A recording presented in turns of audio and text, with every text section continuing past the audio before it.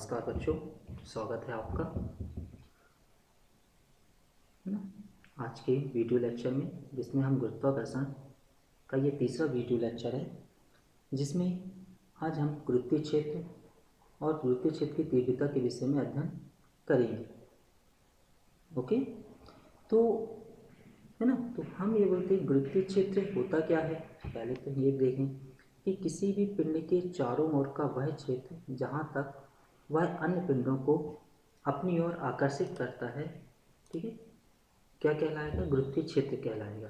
कि किसी पिंड के चारों ओर का वह क्षेत्र जहाँ तक वह अन्य पिंडों को अपनी ओर आकर्षित करता है, गुरुत्वीय क्षेत्र कहलाता है।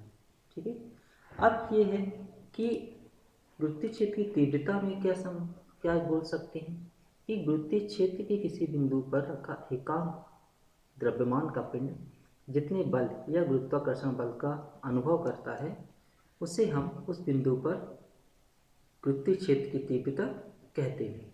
ठीक है, हम उस बिंदु पर गुरुत्वीय क्षेत्र की तीव्रता कहेंगे कि, है ना, यदि हम मान लें कि माना गुरुत्वीय क्षेत्र के किसी बिंदु पर, यदि हम ये मान लें कि माना गुरुत्वीय क्षेत्र के किसी बिंदु पर m द्रव्यमान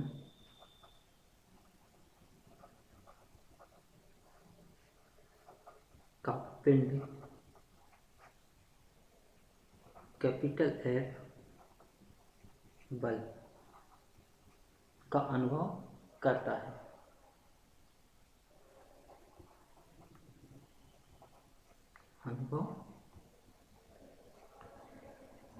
है। तो उस बिंदु पर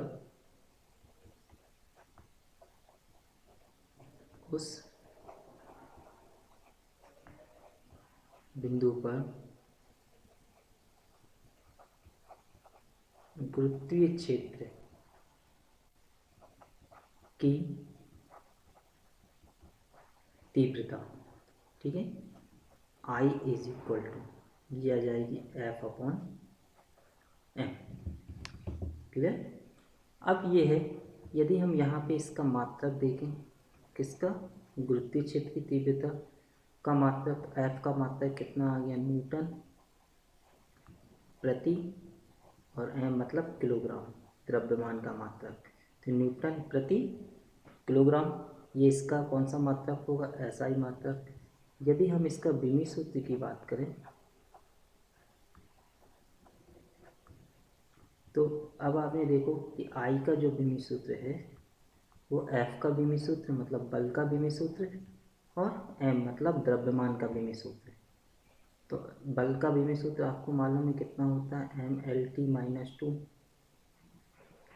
ठीक है, और द्रव्यमान का आपको मालूम है m होता है। तो गुरुत्वीय क्षेत्र की तीव्रता का विमीय सूत्र m=LT-2।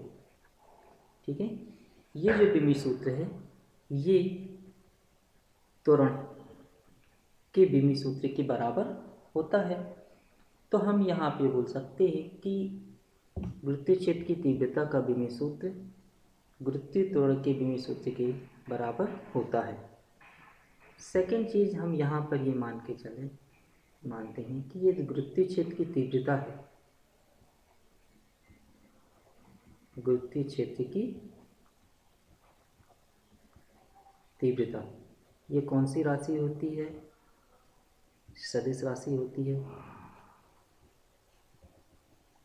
ठीक है, इसकी दिशा गुरुत्वीय क्षेत्र उत्पन्न करने वाले पिंड की ओर होती है। ठीक है, मतलब बोल सकते हैं कि इसकी दिशा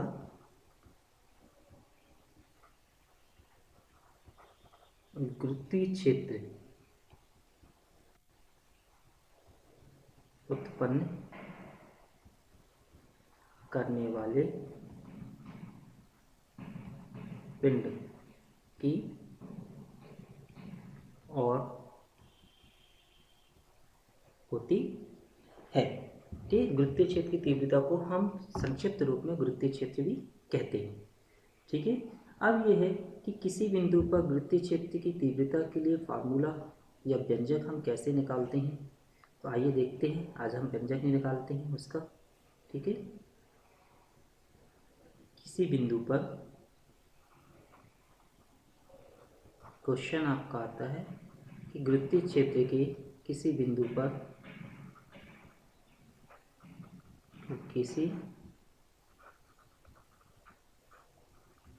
पर गुरुत्वीय क्षेत्र की तीव्रता के लिए व्यंजक निकालें। ठीक है, चलिए अब हम ये मान के चलें कि माना m द्रव्यमान का पिंड O पर स्थित है। माना कैपिटल M द्रव्यमान का पिंड बिंदु O पर स्थित है। इससे r दूरी पर, इससे स्मॉल r दूरी पर स्थित एक बिंदु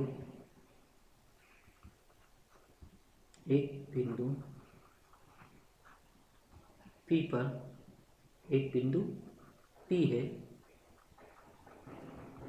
जहां पर गुरुत्वीय क्षेत्र की तीव्रता ज्ञात करनी है। ठीक है, अभी मान के चलिए कि ये आपको एक पिंड है, O पर स्थित है, ठीक, जिसका द्रव्यमान कितना है m। इससे स्मॉल r दूरी पर एक बिंदु है P जहां पर हमें गुरुत्वीय क्षेत्र की तीव्रता ज्ञात करनी है। ठीक है, अब यह है कि बिंदु P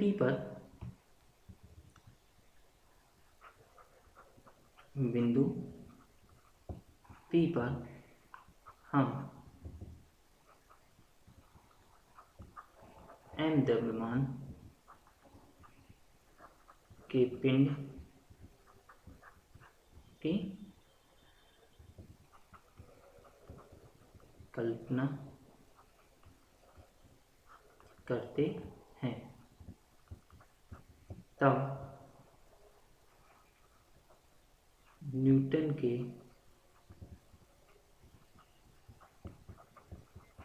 गुरुत्वाकर्षण नियम से, ठीक है, m द्रव्यमान के पिंड पर लगने वाला बल, क्लियर, m द्रव्यमान के पिंड पर लगने वाला बल, तो ये बल कितना आ जाएगा, F is equal to G m upon दूरी कितनी है r²। ठीक है, क्लियर। अब ये है यदि, अब हम यहाँ निकालते हैं तीव्रता की परिभाषा से। ठीक है,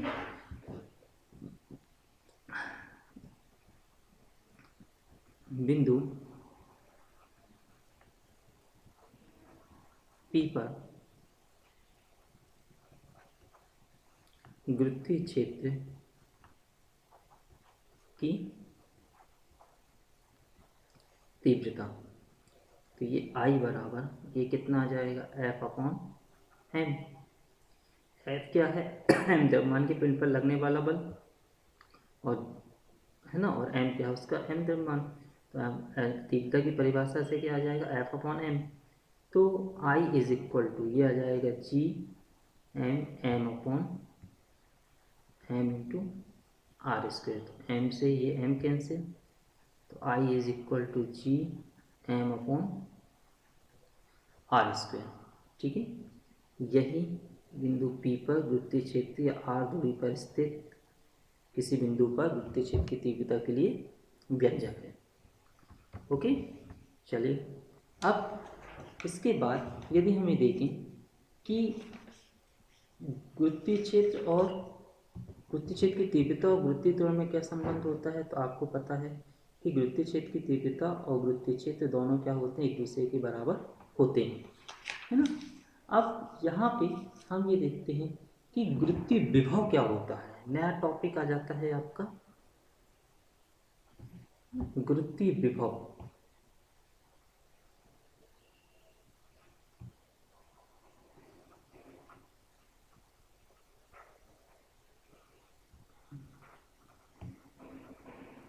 वृत्तीय विभव ग्रेविटेशनल पोटेंशियल। अब ये है वृत्तीय विभव। यदि हम देखें समझने के भी प्रयास करें कि जब किसी पिंड को वृत्तीय क्षेत्र से दूर ले जाया जाता है तो हमें गुरुत्व बल के विरुद्ध कार्य करना पड़ता है।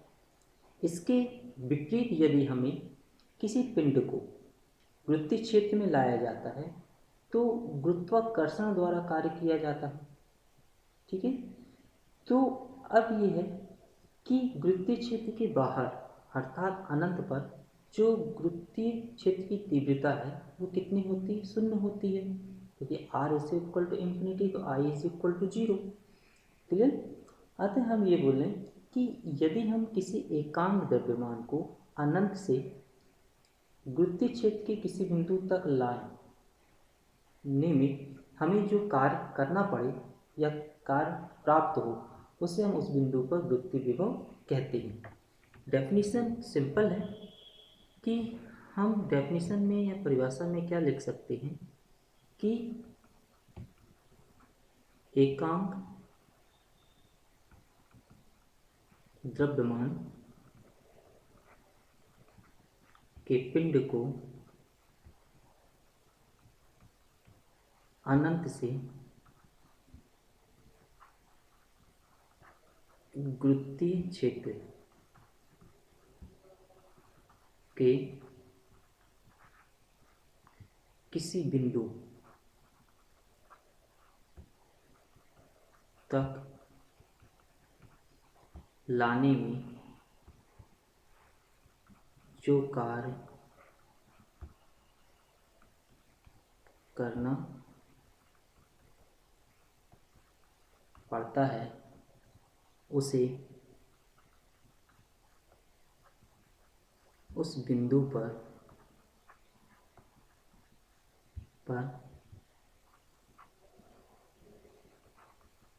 वृत्तीय विभव कहते हैं।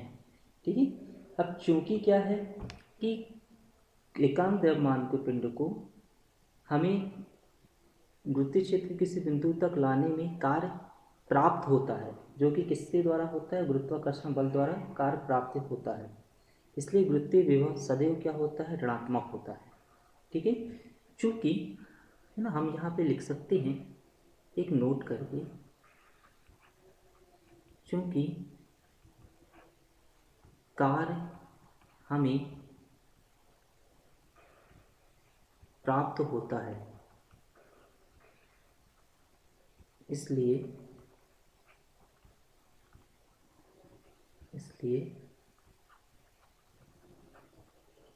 वृत्तीय विभव,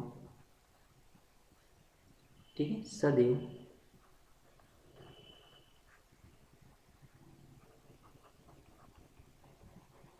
ऋणात्मक होता है। ठीक है, मतलब गुरुत्वाकर्षण बल द्वारा कार्य हमें प्राप्त होता है, हमें कार्य करना नहीं पड़ता। अगर किसी पिंड को अनंत से वृत्तीय क्षेत्र के किसी बिंदु तक लेकर आए तो कार्य हमें क्या होगा, प्राप्त होगा। ठीक है, तो इसलिए वृत्तीय विभव क्या होगा, ऋणात्मक होगा। ठीक है, यदि अब यहाँ पे यदि हम मान लें कि माना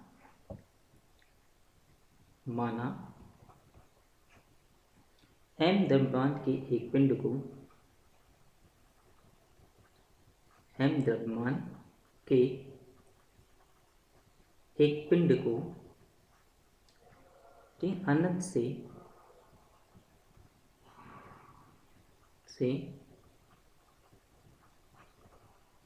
गुरुत्वीय क्षेत्र के किसी बिंदु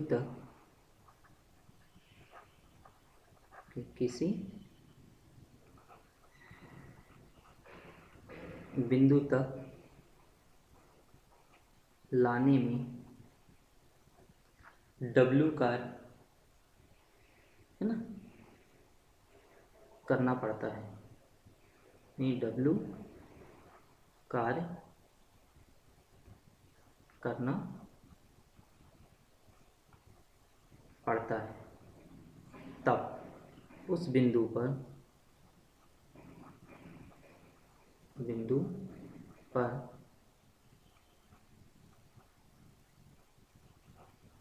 गुरुत्वीय विभव, ठीक है। तो ये V इज इक्वल टू क्या आ जाएगा, -W/m। क्लियर। अब ये है कि इसका मात्रक यदि हम देखें, जो आपको एग्ज़ाम में पूछते हैं 1 मार्क्स में, तो कार का मात्रक क्या है, जूल, और इसका क्या है, किलोग्राम। तो यह आ जाएगा कितना, जूल प्रति किलोग्राम, ठीक है, जूल प्रति किलोग्राम। अब यदि हम इसका बिमी सूत्र देखें,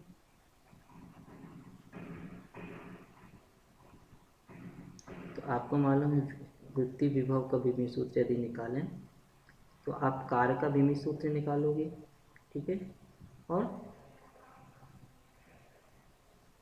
द्रव्यमान का बिमी सूत्र। तो कार्य का बिमी सूत्र आपको मालूम है बल गुणित विस्थापन, मतलब ml² t-2, ठीक है। तो ये आपका कार्य का हो गया, और ये है आपका किसका, द्रव्यमान का m।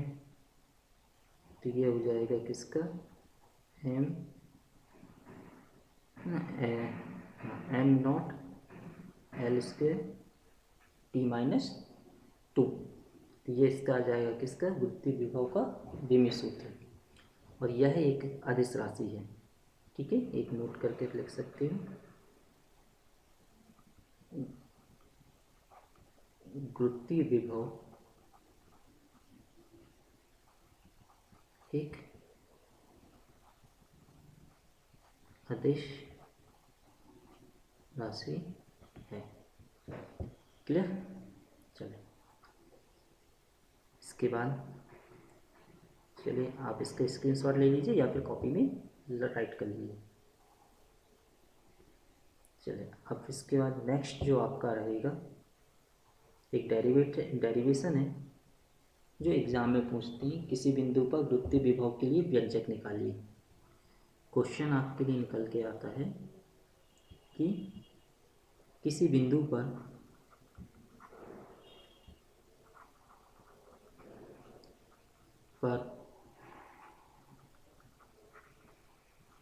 गुरुत्वीय विभव के लिए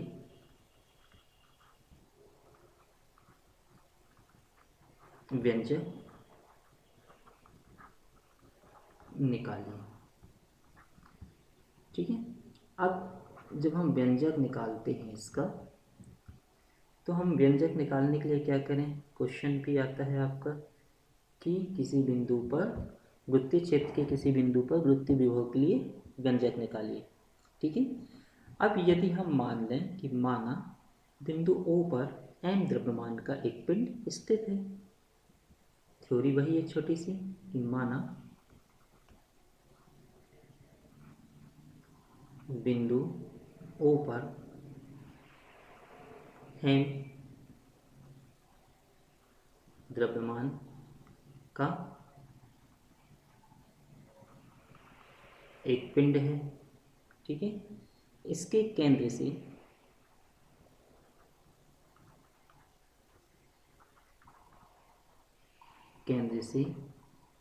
स्मॉल r दूरी पर है ना। एक बिंदु P है पर एक बिंदु P है जहाँ पर गुरुत्वीय विभव ज्ञात करना है। ठीक है, अब हमने यहाँ पे एक डायग्राम बनाया। ये आपका एक पिंड हो गया जिसका केंद्र क्या है O, द्रव्यमान कितना है m, है ना। इस O से r दूरी पर एक बिंदु है P, ठीक है, जहाँ पर हमें गुरुत्वीय विभव ज्ञात करना है। अब यदि मान लें कि माना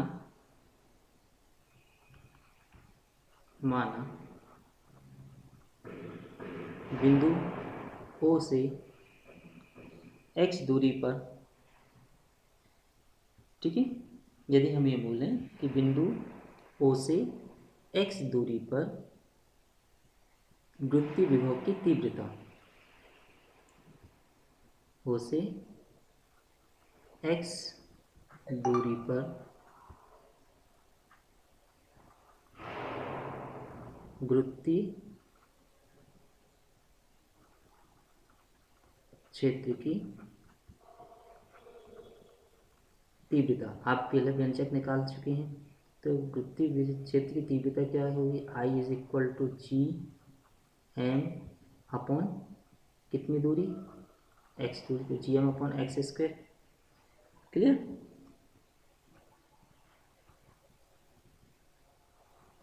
ये आपकी क्या होगी, तीव्रता हो गई। ठीक, जिसकी दिशा क्या होगी अब यहाँ पे x दूरी पर गुरुत्वीय विभव की तीव्रता। तो अब हम यहाँ पे ये देखो कि O से, है ना, O से x दूरी पर, ये यहाँ से देखो O से x दूरी पर एक बिंदु है P, ये A, ठीक है, x दूरी पर एक बिंदु A। तो A पर जो गुरुत्वीय क्षेत्र की तीव्रता कितनी होगी, G M upon X square. इसकी दिशा जो होगी ये किसके अनुदिश होगी, वो A के ए ओ के अनुदिश होगी। ठीक है, इसकी दिशा जो होगी वो किसका, क्योंकि गुरुत्वाकर्षण बल लग रहा है तो इसकी दिशा ए से ओ की ओर होगी।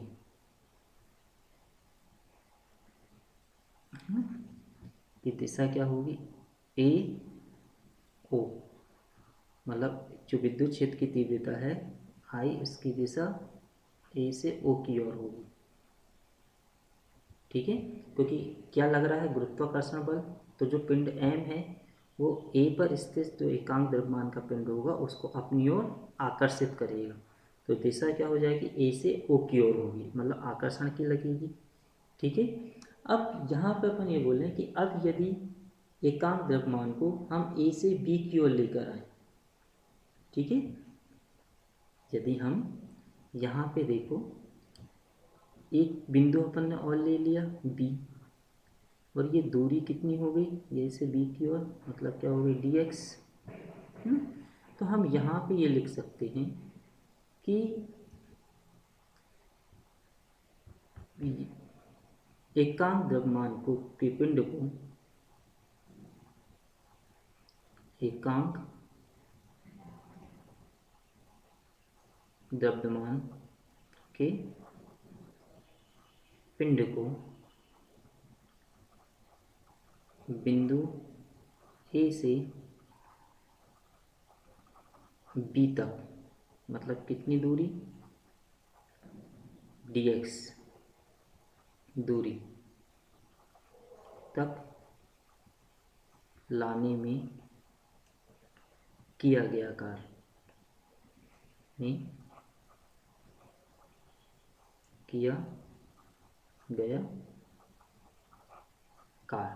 अब दूरी छोटी है तो कार्य भी क्या होगा, छोटा होगा, dw। तो आपको मालूम है कार्य बराबर क्या होता है, बल गुणित दूरी। या बल को किससे रिप्रेजेंट करते हैं अपन? तीव्रता से। ठीक है, तीव्रता गुणित दूरी। तो बल और तीव्रता क्या होते हैं? परस्पर बराबर होते हैं। बल और तीव्रता क्या होते हैं? परस्पर बराबर होते हैं। तो जो बल गुणित दूरी है तो ये आ जाएगी क्या? तीव्रता गुणित दूरी। क्लियर? तो D W is equal to कितना आ जाएगा? तीव्रता आई ना, और दूरी कितनी है? D X. तो D W is equal to G M upon X square D X. Clear? अब ये है कि यदि पिंड को अनंत से हम पी तक लेकर आए तो जितने भी ये छोटे छोटे से कार होंगे डी डब्ल्यू, ये क्या होंगे? आपस में जुड़ जाएंगे। ठीक है, तो इनको छोटे छोटे कार्यों को जोड़ने के लिए हम समाकलन का उपयोग करते हैं। तो हम यहाँ पे लिख सकते हैं कि अतः एकांक द्रव्यमान के पिंड को अनंत, मतलब जो दूरी होगी x बराबर वो कितनी होगी? इन्फिनिटी से बिंदु P। अब P पर जो x की वैल्यू है वो कितनी हो जाएगी? r तक लाने में किया गया कार्य। तो ये कार्य जो होगा W बराबर ये समाकलन कहाँ से कहाँ तक? अनंत से r तक। तो जितने भी छोटे छोटे कार्य हैं ये सारे क्या होंगे? जुड़ जाएंगे। ठीक है, तो चलिए और सॉल्व करते हैं। तो W बराबर कहाँ से कहाँ तक? इन्फिनिटी से r, G M upon X square D X. तो जी एम बाहर आ गया, समाकलन किसका हुआ? 1/x² का dx। ठीक है, अब आपको एक सूत्र पता है समाकलन का। ठीक है, समाकलन का आपको सूत्र पता है कौन सा? 1 सॉरी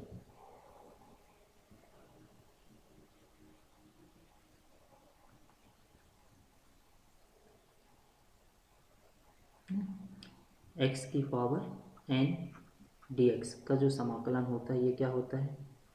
x की पावर n+1 अपॉन n+1। इस सूत्र का उपयोग करेंगे हम यहाँ पे। कैसे करेंगे देखो, is equal to G N समाकलन इन्फिनिटी टू r, इसको क्या लिख सकते हैं? x की पावर -2 dx। क्लियर? gm, अब देखो लगा देंगे समाकलन तो कितना आ जाएगा? x की पावर -2 + 1 और अपॉन में -2 + 1 है ना, और लिमिट कहाँ से कहाँ तक है? अनंत से r। और सॉल्व करेंगे तो gm प्लस -2 + 1 तो ये कितना आ जाएगा? -1। तो ये बाहर आ गया, अंदर क्या बचा? x की पावर -1 इन्फिनिटी से r। तो -gm, इसको क्या लिख सकते हैं? 1/x कहाँ से कहाँ तक? इन्फिनिटी से r। और सॉल्व करेंगे तो -gm, पहले अपर लिमिट रखी तो 1/r। ठीक है, फिर -1/इन्फिनिटी। और सॉल्व करेंगे तो -gm 1 है ना, -0। माइनस के अंदर मल्टीप्लाई किया तो केवल क्या बचेगा?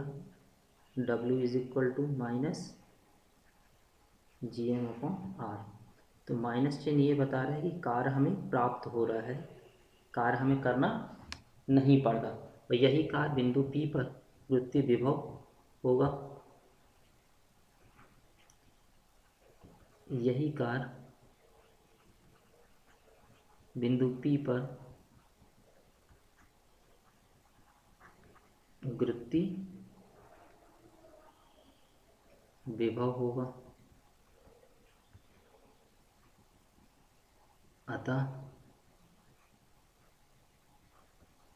गुरुत्वीय विभव v इज इक्वल टू, ये किसके इक्वल हो जाएगा, माइनस Gm/r। ठीक, ये व्यंजक हो जाता है किसी बिंदु पर गुरुत्वीय विभव के लिए व्यंजक। अब उसमें कुछ विशेष स्थितियां आती हैं, देखते हैं। ठीक है, कुछ विशेष स्थितियां। केस 1, यदि हम केस 1 की बात करें, ठीक है, पृथ्वी की सतह पर